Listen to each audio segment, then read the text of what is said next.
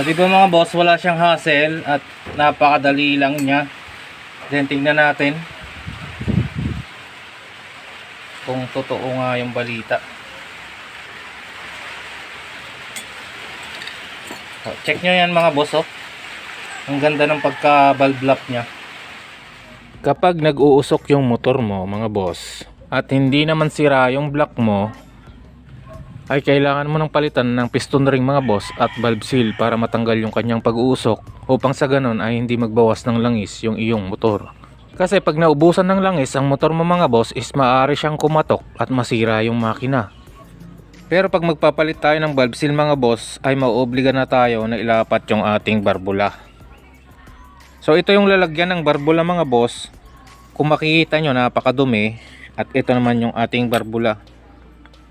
Ngayon mailalapat natin yung ating barbula sa ating cylinder head sa pamamagitan nito mga boss, grinding compound.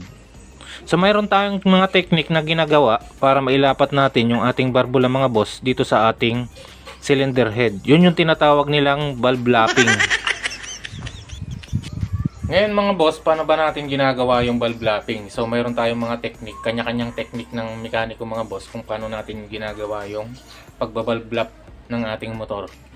Heto mga boss, papakita ko sa inyo kung paano ginagawa yung lumang style or yung lumang technique ng mekaniko, kung paano nila ginagawa na ilapat yung barbula sa ating cylinder head mga boss, ano. Yun yung tinatawag nila na valve lapping. So ang kailangan mo mga boss ay hose na kapiraso, saka yung grinding compound, saka yung barbula mga boss, ano. So yung mga boss, ganito yung ginagawa mga boss, ano. So ito yung ating barbula, ilalagay mo dito yung grinding compound. Yan. Tapos pag mayroon ng grinding compound mga boss, isusuot mo syempre kung ano yung barbula mong nilagyan, exhaust. Sa exhaust mga boss, ano. Tapos dun sa dulo, sa ilalim, lalagay mo yung hose mga boss. Yan, susuot mo dito yung hose. Yan, lagay natin.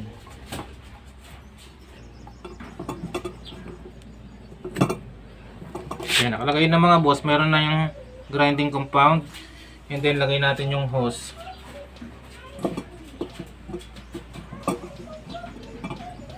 Yan, tapos paikutin natin yung hose ng ganyan hanggang sa lumapat itong barbula sa ating cylinder head mga boss, ano.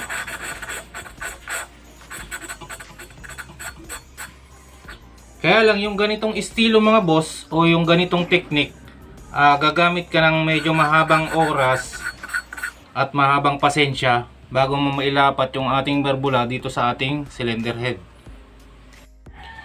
Okay mga boss, napakita ko na sa inyo kung paano ginagawa yung lumang estilo ng pagbabalve lapping, ano. So ngayon pwede mo ring gamitin yung barena.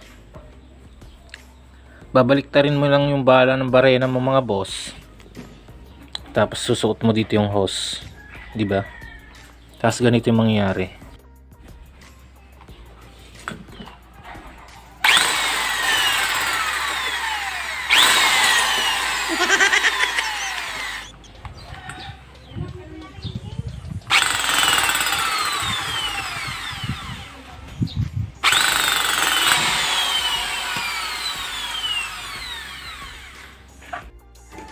So ganun naman ginagawa mga boss yung pangalawang technique, ano. Kaya lang masyadong ma-hassle kasi nababaluktot yung hose tapos tumitilapon. Kaya hindi mo masyadong magagawa yung trabaho mo mga boss, ano. Ngayon mga boss, tuturo ko naman sa inyo kung paano ginagawa yung pinakamadali, pinakamaginhawa, pinakamabisa at pinaka-hassle free at pinakamagandang technique na naranasan ko tungkol sa pagbabalve lapping mga boss, ano. Ang gagawin nyo lang mga boss, maghanap kayo ng interior na sira. Interior na sira mga boss, ano. Tapos spring na malambot. So ayan, mayroon na tayong spring na malambot. Kailangan mga boss yung spring papasok siya dito, ano. Yan. So malambot lang siya mga boss. Tapos interior na sira. So ang gagawin nyo sa interior mga boss, gugupitin nyo tong sa may pito. So ganito yung mangyayari mga boss. Ayan.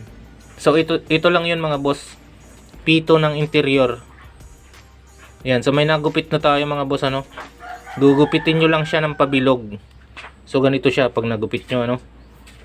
So mga boss, ganito siya ginagawa. Luluwagan natin yung ating barena para maipasok yung ginupit natin na interior na pito mga boss, ano. So yan, lalagay natin dyan. Siyempre, ipitan din natin.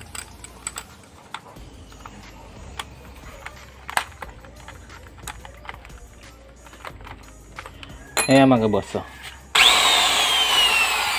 Tapos lalagyan natin siyempre ng ito, pang valve lapping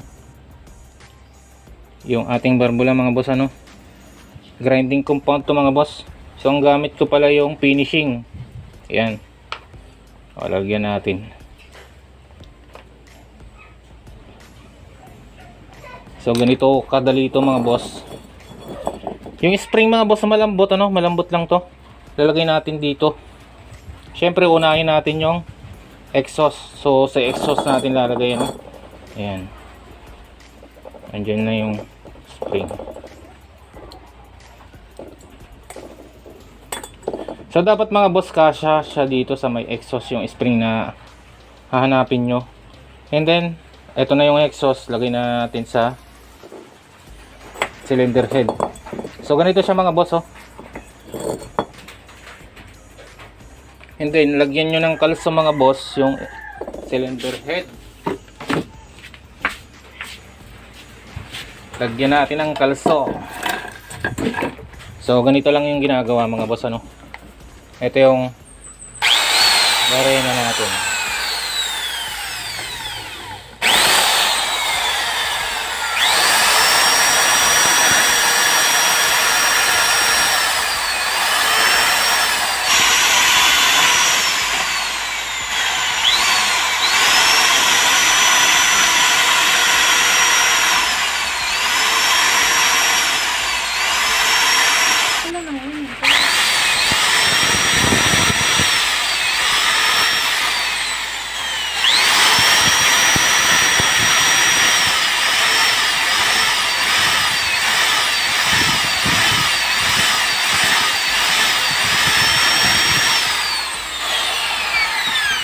O di ba mga boss, wala siyang hassle at napakadali lang niya.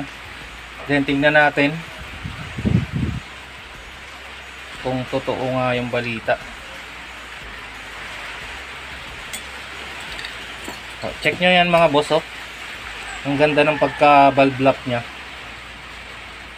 Ngayon mga boss, linisin natin yung ating binalve lap, ano. So sandali lang yung oras na yan, ano. Kumpara natin sa hindi pa na valve lap. So hindi pa tapos to mga boss.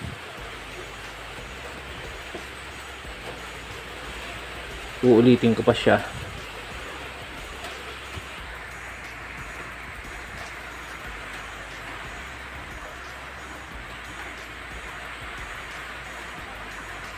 Ayan mga boss, iba napakalinis.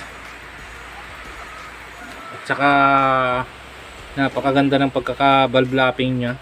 Sa sandaling oras lang, tapos ganyan na.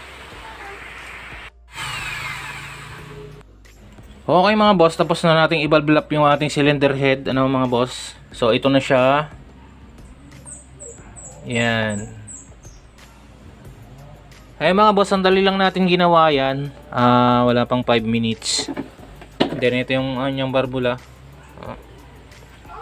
At ayun na nga mga boss, na ipapanood ko na sa inyo yung pinakamadaling technique ng pagbabalve lapping, ano, pinakamaginhawa at walang hassle.